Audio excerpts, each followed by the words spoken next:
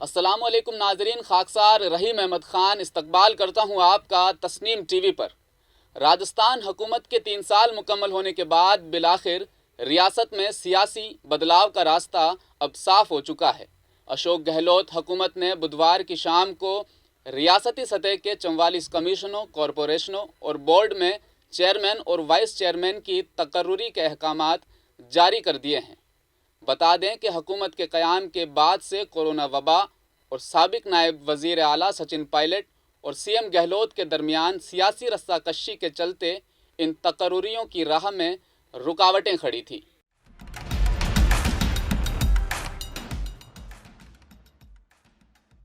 हुकूमत की तरफ से जारी करदा फहरिस्त के मुताबिक डॉक्टर चंद्रभान को 20 नुकाती प्रोग्राम के नफाज और राब्ताई कमेटी का नायब चेयरमैन मुंतखब किया गया है। रामेश्वर डोडी को state agro industries development board के चेयरमैन इंतखाब किया गया। किसान कमीशन के चेयरमैन महादेव सिंह खंडेला को बनाया गया। वहीं नायब सदर की बात करें तो ये जिम्मेदारी दीपचंद खेरिया को सौंपी गई। Rajasthan khadi village industries board में ब्रिजकिशोर शर्मा को सदर, पंकज मेहता को नायब सदर बनाया गया है।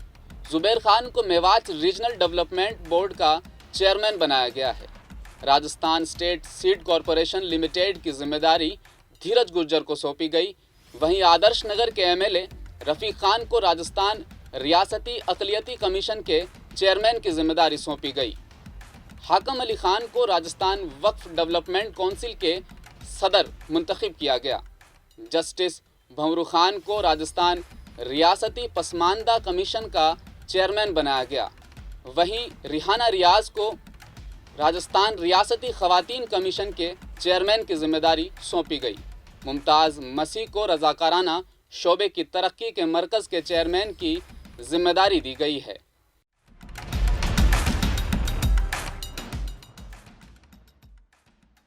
आज तस्नीम टीवी के नुमाइंदे ने राजस्थान वक्फ तरक्याती कौंसिल के सदर हाकम अली खान से एक ख़ास बातचीत की। आइए देखते हैं आखिर क्या कुछ इन्होंने इस बातचीत के दौरान हमें बताया।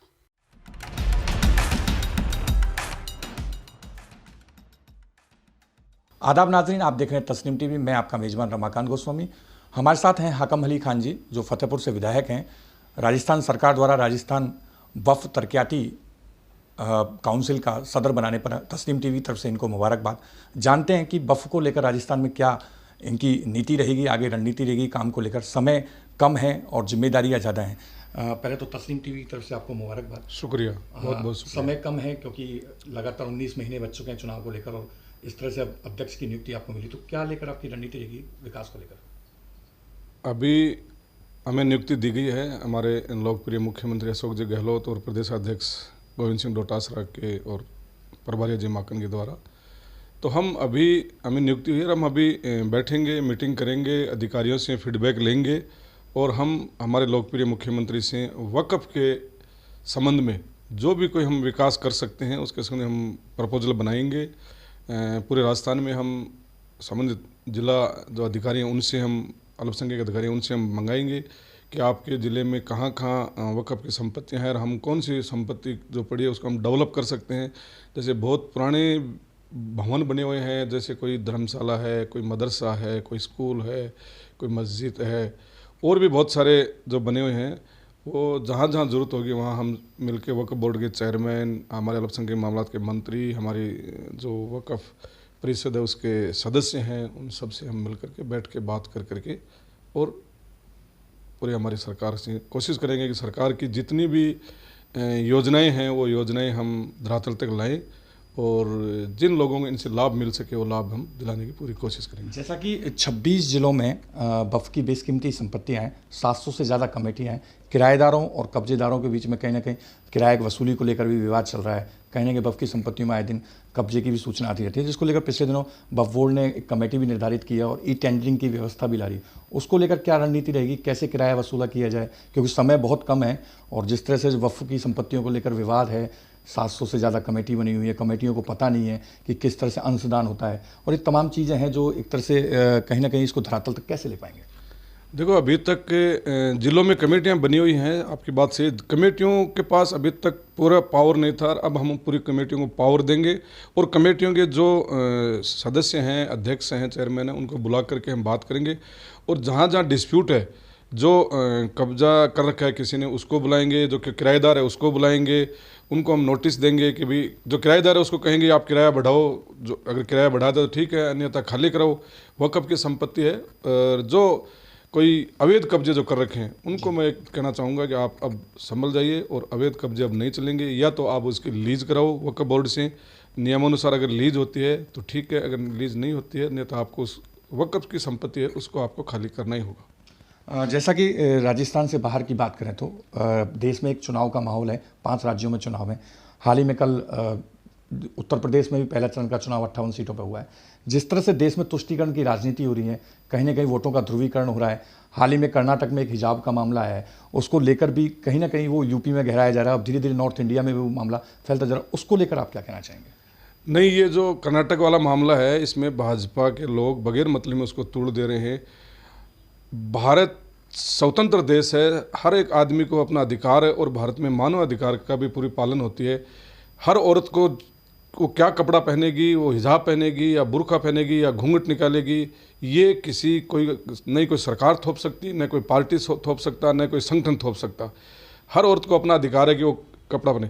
ये देखो, हम गोवा में जाते हैं, बीच पे घूमते हैं, एक औरत बिकनी में घूमती है। हम राजस्थान में आते हैं, हमारी संस्कृति अलग है। हम राजस्थान में हमारी औरतें पूरे कपड़ा पहन करके, चाहे हिंदू हो, चाहे मुस्लिम हो, सिख ईसाई कोई भी औरत हो, वो पूरा कपड़ा पहन के। और ख़ास करके मैं कहूँगा मेरे शेखावाटी इलाके के अंदर तो हमारे चाहे कोई धर्म की औरत हो, वो चाहे हिंदू धर्म की है तो वो भी अपने बड़ों से घूंघट निकाल के रखती है, मुस्लिम है वो भी घूंघट निकाल के रखती है।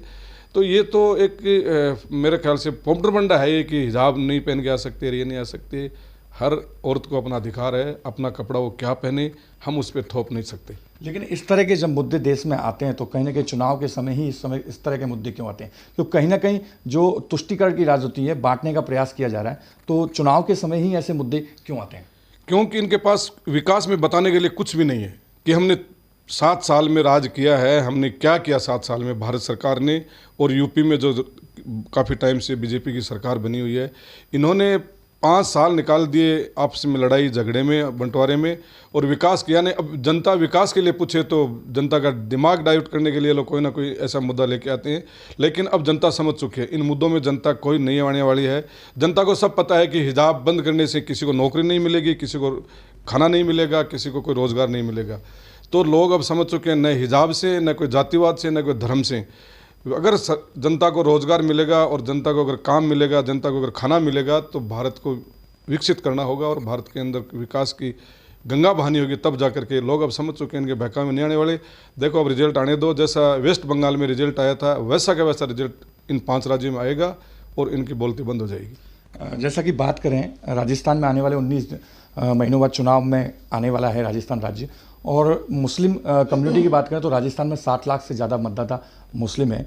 और कहीं ना कहीं मुस्लिम जो समुदाय है उसमें कहीं ना कहीं शिक्षा को लेकर, मूलभूत विकास को लेकर कहीं ना कहीं पिछड़ा माना जाता है। और कहीं ना कहीं अपराधों की दृष्टि से भी देखा जाए तो एक मुस्लिम कम्युनिटी को सॉफ्ट टारगेट किया जाता है।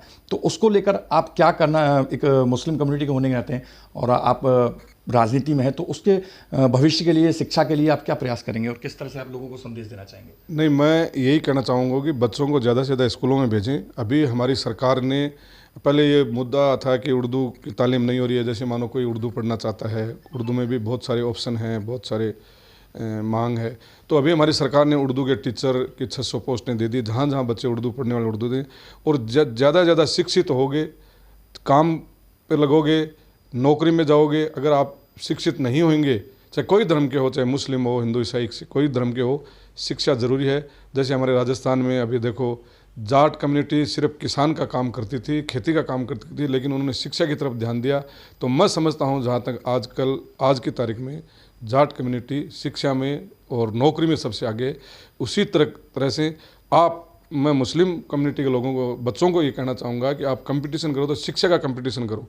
कि मेरे पड़ोसी है, वो अगर BA कर रहा है तो मैं B.Ed करूँ, उसके नंबर अगर 90 हैं तो मैं 92 लाऊँ, और उसको अगर RS का एग्ज़ाम पास किया तो मैं IAS का एग्ज़ाम पास करूँ। ऐसी कंपटीशन आपको शिक्षा में करोगे तो ज़रूर विकसित होंगे। और ये जो क्राइम की आप बात कर रहे हो, ये क्राइम भी तब भी होता है जब शिक्षा नहीं होती है, रोज़गार नहीं होते, बच्चे बेरोज़गार घूमते हैं, तब होता है। तो जब आप शिक्षित हो जाओगे तो कहीं ना कहीं आपको रोज़गार मिलेगा, भले सरकारी नौकरी ना मिले लेकिन आपको कोई प्राइवेट सेक्टर में मिलेगी, या आप खुद अपना कोई ना छोटा मोटा कारोबार करके आप बैठ जाओगे तो क्राइम से दूर हो जाओगे। और मैं समझता हूँ जहाँ तक हमारी सरकार प्रतिबद्ध है इसके पर कि हर वर्ग को शिक्षा दी जाए और हर वर्ग को रोज़गार देने की कोशिश करेंगे। जैसा कि हमारा राजस्थान का उर्दू का पहला चैनल है, उर्दू के लिए अगर आप बात करें थे कि 600 पोस्ट सरकार ने निकाली है, कहीं ना कहीं उर्दू को राजस्थान में ख़त्म होता नज़र आ रहा है। कहीं ना कहीं उर्दू को लेकर लोगों में रुझान नहीं है, क्योंकि उर्दू एक बड़ी मीठी ज़बान है और जिस तरह से पोस्ट निकालनी चाहिए और पोस्ट को लेकर आंदोलन भी हुए, पैरा टीचर्स का मामला भी है, मदरसा को अभी तक बजट सत्र में मुख्यमंत्री जी ने 25 करोड़ देने की हर मदरसे घोषणा की थी, वो भी नहीं हो पाया। तो इस तरह की जो अनियमितता है, समय कम है, तो ये कब तक मूलभूत होगा और उर्दू पदों में कब बढ़ोतरी होगी, या इसमें कोई मुख्यमंत्री जी इस बार बजट सत्र में कुछ लाने का प्रयास कर रहे हैं? नहीं, उर्दू के ऊपर हमारी सरकार प्रतिबद्ध है और काम भी कर रही है। मदरसों की आप बात करो तो मैं मदरसों के बारे में आपको बता देना चाहता हूँ कि मेरे यहाँ 5 मदरसे ऐसे हैं, उनको 15-15 लाख रुपये आधुनिकीकरण योजना में मदरसों ने दिए हैं। अब क्या है कि नियमों की आड़ आ जाए कि जैसे किसी मदरसे के पास ज़मीन का खुद का पट्टा ना हो, किसी के पास रजिस्ट्रेशन ना हो, तो अगर जिसके पास पूरे ज़मीन के कागज़ और पट्टा हो, रजिस्ट्रेशन हो, मदरसे के सारे हों, तो फिर हमारी सरकार प्रतिबद्ध है कि हर मदरसे के अंदर आधुनिकीकरण, जैसे कंप्यूटर लैब है, रूम है, शिक्षक है, ये सारे करें। मेरे खुद के विधानसभा क्षेत्र में अकेले में 5 मदरसों में मैंने अभी 15-15 लाख रुपए दिलाए हैं। उनका अच्छा अभी काम भी चल रहा है, 2-3 मदरसों में होकर तैयार भी हो गया। और उर्दू के लिए आप ये सही बात कह रहे हो कि लोगों का रुझान उर्दू की तरफ कम हो रहा है। तो मैं अभी ये जो जागरूकता आई है, जो आंदोलन हुआ था, इससे भी लोगों में एक जागरूकता आई है कि बच्चों को उर्दू की तालीम दी जाए और बच्चे उर्दू की तरफ अभी भाग रहे हैं। पहले देखो कभी नहीं होता था कि उर्दू के लिए कोई बच्चे ज्ञापन देते थे कि हम उर्दू की पोस्टें बढ़ाई जाए या उर्दू के टीचर लगाए जाए। अभी हम जहाँ जाते हैं तो जहाँ उर्दू पढ़े हुए बच्चे हैं या उर्दू पढ़ने वाले बच्चे हैं, वो हमें ज्ञापन देते हैं कि साहब उर्दू के पोस्ट कराओ, उर्दू के टीचर लगाओ, हम उर्दू पढ़ना चाहते हैं। और उर्दू ख़त्म की बात बताऊं तो भाजपा सरकार की मंशा थी, पिछली गवर्नमेंट ने इन्होंने उर्दू की पोस्टें ख़त्म कर दी थी और इनकी मंशा थी कि उर्दू को ख़त्म कर दिया जाए। लेकिन हमारी सरकार कभी उर्दू ख़त्म नहीं होने देगी और उर्दू के ऊपर पूरी गंभीर है सरकार। आगे भी हम जरूरत पड़ी तो और भी पोस्टें बढ़ाएंगे उर्दू की। जी, ये थे हमारे साथ जनाब हकम अली खान जी, जिन्हें अध्यक्ष नियुक्त किया गया है, राजस्थान बफ तरक्याती सदर नियुक्त किया गया है। तस्नीम टीवी से एक बार इनको दोबारा शुभकामनाएं, और लगातार इसी तरह के मुद्दों के लिए हम तस्नीम टीवी पर आप देखते रहिए, मुलाकात होती रहेगी तस्नीम मुलाकात में। कैमरामैन कासिम के साथ रमाकांत गोस्वामी, जयपुर।